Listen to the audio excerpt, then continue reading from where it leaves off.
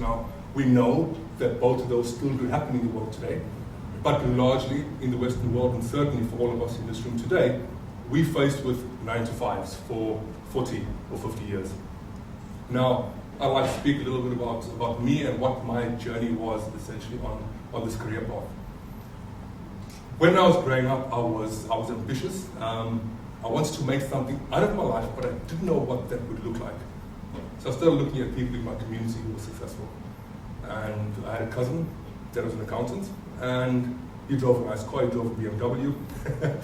He could afford a nice home for himself.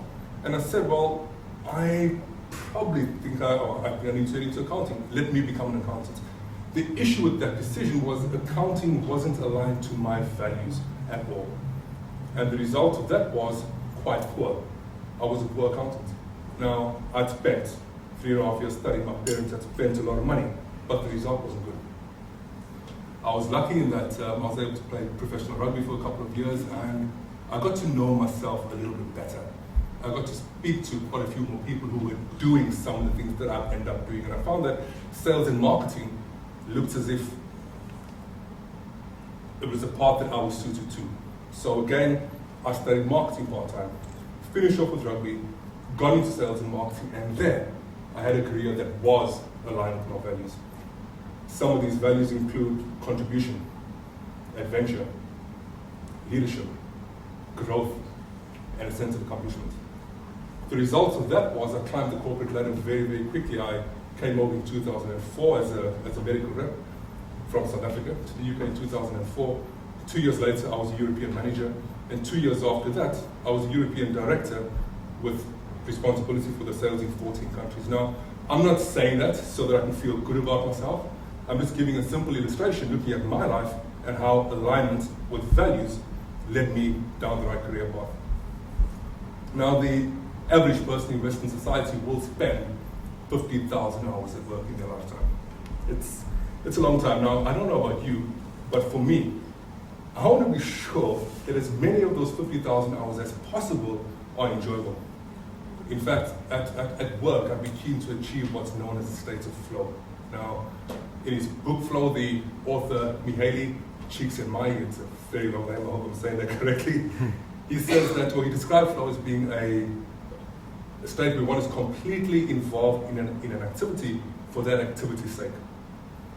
Ego falls away, time flies, and every action follows on from the previous action. Buzz terms for people in states of flow include to be in the moment or in the groove or in the zone, essentially. And people in flow are especially likely to feel strong, active, creative, concentrated, and motivated. How important is that last one, motivation, when it comes to career and when it comes to getting results in your chosen profession? Now again, the average person in Western society will spend 50,000 hours at work. Choose a job that's going to ensure that you are active and creative and motivated and concentrated. Now, in the Career Bible, we recommend that you take your time when choosing your career path. We recommend that you be completely honest with yourself when you're choosing which career to pursue. This choice isn't for your family or your mom and dad, and it's not about which university your friends are going to either. So what's important to you, what aligns with your values, and essentially what rings true to you. You see, a job is more than an income. It really is an important part of who you are. It becomes a matter of how people identify with you because of your job title. So, knowing what we know, what can you do? And more importantly, what must you do, especially if you're at that stage where you're making the career choice. The first thing is for you to find out what's really important to you. We all live by a set of values that determine how happy or satisfied you are in life. And an example, if these are what your values are, if you align with your values, if there's alignment, you are typically happy and satisfied and motivated. If there's no alignment, if this is what your values are, if this is where you're heading, you will tend to feel, or you will feel frustrated. Knowing your values ensures that your goals become what you really want. Otherwise, what happens sometimes is that you end up climbing the ladder, but the ladder is leading up against the wrong wall. And I found that was happening to me. Once you've identified your values, you need to consider why are these values important to you. For example, if success is one of your values, one of your drivers, what does success look like to you? What sort of things will you be doing all day? Make success as real as possible to you. What do you want? How far do you want to go? What job title do you want? Do you want to be self-employed? Do you want to work for a boss? Do you want to work indoors or outdoors? Do you want to wear jeans to work? Do you want to wear a suit? All of these are important considerations. You choose. It's a big world out there, and you can essentially choose to work anywhere you want if you've got the right skills, and if you can get the visa, of course. The only thing that's limiting you choosing your career is your imagination. It was Catherine Whitehorn who said, find out what you like doing best, and then get somebody to pay you for doing it. You need to consider what sort of career can offer you the things that you had identified earlier when you were considering what your values were. Now, success does look very different to different people.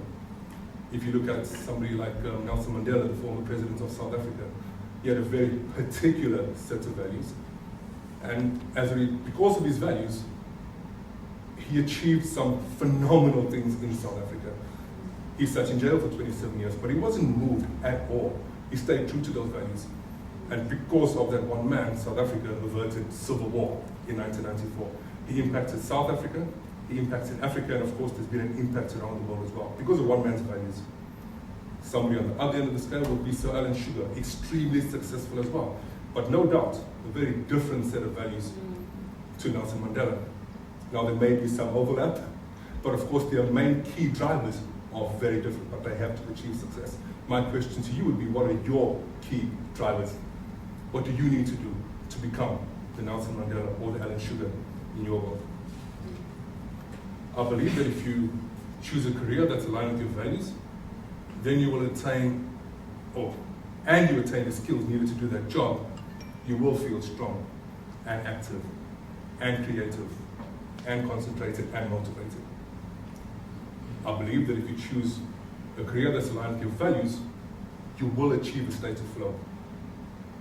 And I believe if you choose a career that's aligned with your values, work will become play. It's a pretty nice place to be, I think. Now, just to remember my story, accountant, no alignment with my values, the results weren't good at all. Sales and marketing, alignment with my values, and there was success at the end of that. It was Steve Jobs who said the only way to be truly satisfied is to do what you believe is truly great work. The only way to do great work is to love what you do. Now, it's off the back of my experiences in the sports world and in the corporate world, and Matthew's experiences with careers coaching and recruitment, that the Career Bible was written. And I think that the two opposing points of view lead to an interesting book from my perspective. In closing, I'll leave you with this one line, and that is, you've got 50,000 hours.